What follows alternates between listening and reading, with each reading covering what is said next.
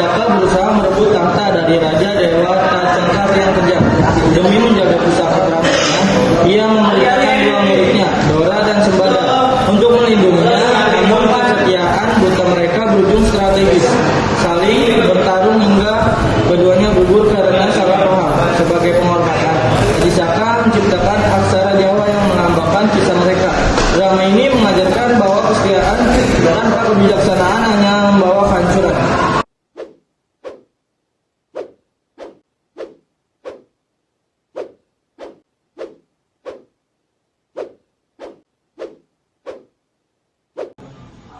Wah, latihanmu sangat gesit, Kak Haji. Mungkin suatu saat kau akan melampaui guruku.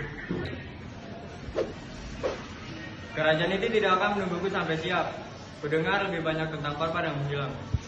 Ya, memang raja itu memang sangat meresahkan. Banyak warga yang hidup dalam ketakutan. Kita tidak bisa berdiam diri. Aku sedang menyusun rencana. Air segar dari mata air, Kak. Latihan berat memang melelahkan. Terima kasih Sembada. Bagaimana penjagaan pusaka? Aman, Kak. Tak ada satupun lalat yang berani mendekat. Haji Saka dan Rusi Wira duduk di gubuk tengah hutan. Guru, hatiku gelisah melihat penderitaan warga Medang Kamungan. Iya. Kegelisahan yang baik muridku, itu tandanya hatimu masih memiliki hati nurani. Kekejaman yang berlarut-larut tidak baik. Saya berencana untuk melawan Dewata Cengkar, tapi saya khawatir pusaka kita jatuh ke tangan yang salah. Tidak. Pusaka itu bukan hanya sekedar benda, ia adalah simbol kebijaksanaan dan kekuatan. Hanya orang yang berhati besi yang dapat memegangnya. Aku mempercayakan penjaganya kepada Dora dan Sembada. Mereka berdua sangat setia.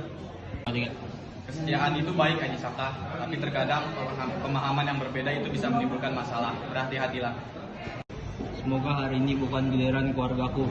Tenanglah, tidak semua orang di sini mendukung kekejaman raja. Tapi siapa yang berani melawannya? Pengawal Bayu. Panglima Kalap ini sangat menakutkan. Yakin dan percayalah. Hei kalian, jangan bergosip. Cepat buat makanan untuk raja. Pasti dia sudah lapar. Haji Saka menyiapkan sorbannya dengan hati-hati. Dora dan Sembada memperhatikannya. Sorban ini apa rencanamu, Pak? Ya. Aku akan meminta sebidang tanah pada Dewata Cengkar seluas sorban ini. Kau yakin dia akan mengambilkannya? Raja itu sangat serakah. Serakahanlah yang akan menyebabnya. Kalian berdua harus bersiap. Dora, kau ikut denganku. Sembada, kau menjaga pusaka. Lihat, Kak, mereka hidup seperti tahanan di negeri sendiri. Ini tidak bisa terus terjadi. Aku berjanji akan membawa perubahan. Saka dan Dora berdiri di hadapan Dewata Cengkar yang duduk di singgasananya. Jadi, ini dia pengguna yang berani datang ke hadapanku. Ada keperluan apa? Hamba meminta tanah tidak luas dari sorban yang hamba bawa. Sebidang tanah seluas sorban, permintaan yang aneh. Baiklah, aku kabulkan. Coba bentangkan sorban ini. Raja, pasti ini ada maksud tersembunyi. Aku ingin melihat kejutan apa yang bisa diberikan pemuda ini. Haji Saka membentangkan sorbannya. Ajaibnya sorban itu terus memanjang. Mustahil. Ya. Sihir, Raja, bunuh dia sekarang. Mana? Sungguh. Sudah sesuai janji, Paduka. Tanah seluas sorban ini akan menjadi milikku. Setelah keluar dari istana, Haji Saka berbicara kepada Dora.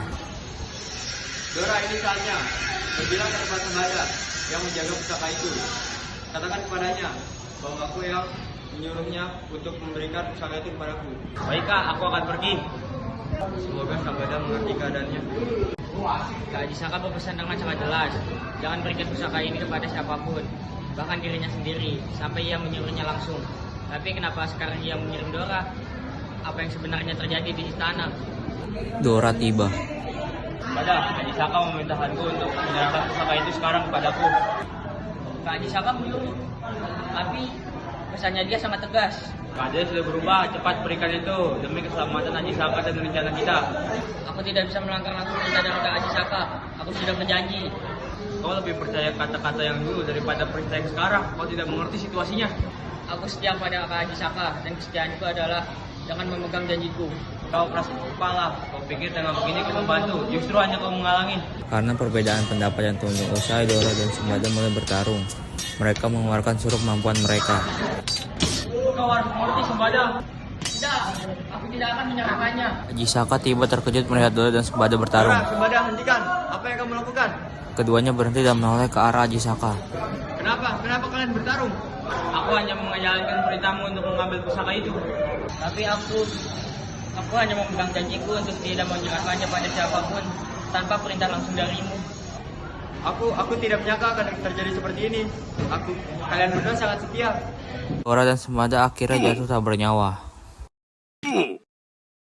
berlutut di antara jasad keduanya. Dari kesalahpahaman kalian menciptakan aksara.